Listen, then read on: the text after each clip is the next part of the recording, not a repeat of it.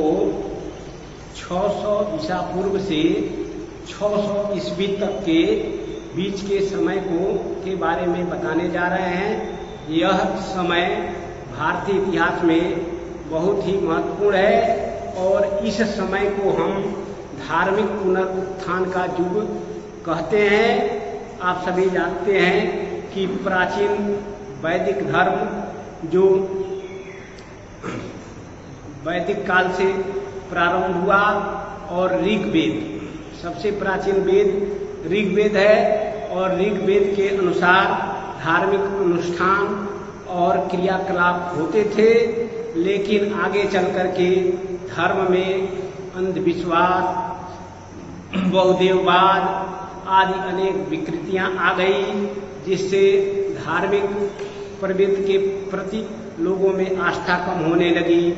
पुराने जो धर्म थे उसका स्थान कर्मकांडों ने ले लिया और कई धार्मिक शुद्धियां उत्पन्न हुई।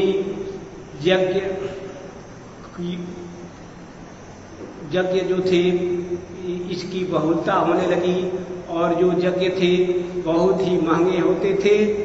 एक एक यज्ञ में कई संसाधन और मुद्रा का खर्च होती थी, जिससे लोगों के लिए यह कार्य दुष्कर हो गया।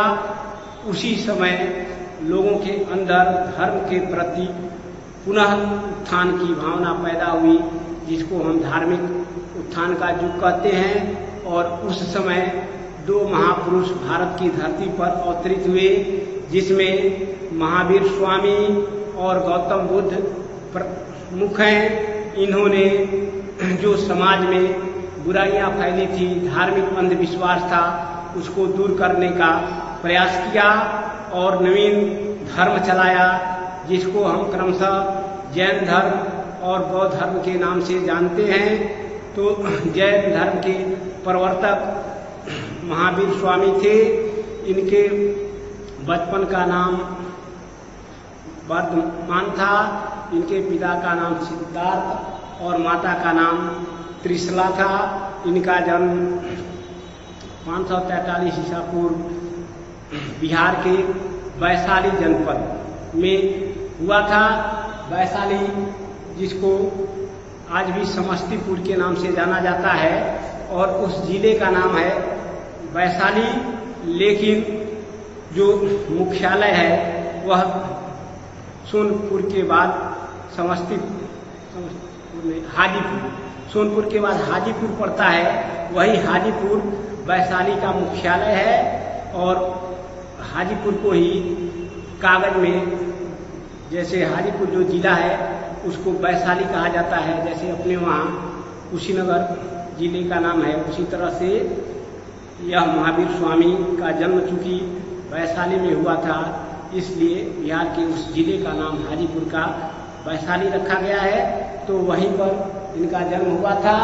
यह जैन धर्म के ग्रंथों के अनुसार 23 तीर्थंकर, 22 इनके पहले में थे 23 और 24वें यह तीर्थंकर थे। और इन्होंने ज्ञान प्राप्ति के लिए लोगों के दुख दर्द को समझा और लगभग 29-30 वर्ष की अवस्था में गृह त्याग कर दिया और ज्ञान की खोज में निकल पड़े घर से और इनको ज्ञान प्राप्त हुआ। और इसके बाद यह जनमानस को अपना उपदेश देना शुरू किए। इनके चलाए गए धर्म को हम जैन धर्म कहते हैं और इनके 5 प्रमुख उपदेश हैं। लिखे ना उपदेश। पहला है सत्य, दूसरा है अहिंसा, तीसरा है अस्तेय,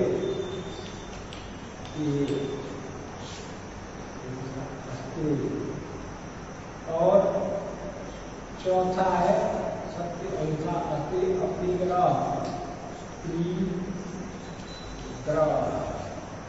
और पांचवा है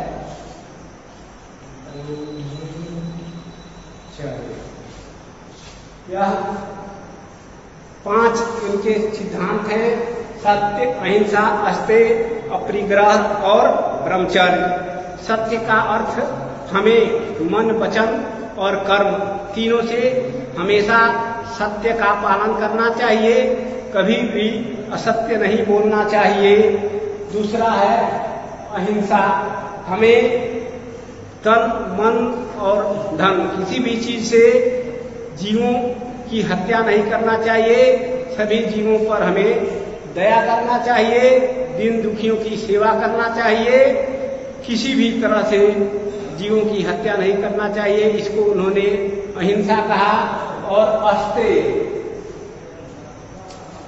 अपने आवश्यकता से अधिक वस्तुओं का संग्रह हमें नहीं करना चाहिए, हमें अपरिग्रह का मतलब चोरी नहीं करना चाहिए और हमें हमेशा ब्रह्मचर्य का पालन करना चाहिए।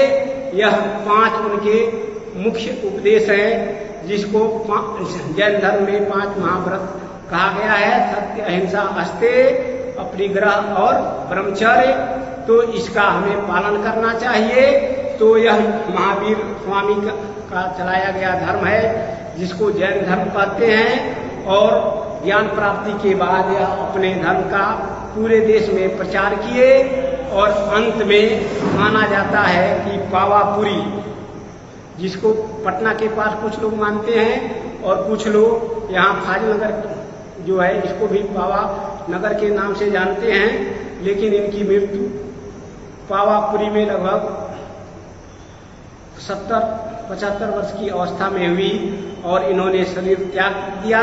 और इनके शरीर त्यागने के बाद यह जो जैन धर्म है 2 धड़ों में बट गया, एक को कहते हैं श्वेतांबर और दूसरे को दिगंबर।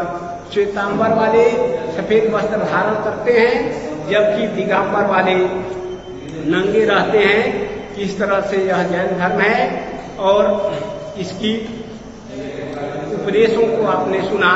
अब अगले दिन हम दूसरे धर्म के बारे में जो है बौद्ध धर्म, उसके बारे में चर्चा करेंगे। तब तक आप लोग इस जैन धर्म के सिद्धांतों को एक बार पुनः याद रखिए कि यह 5 महाव्रत हैं जो जैन धर्म में सत्य, अहिंसा, अस्तेय, अपरिग्रह और ब्रह्मचर्य। तो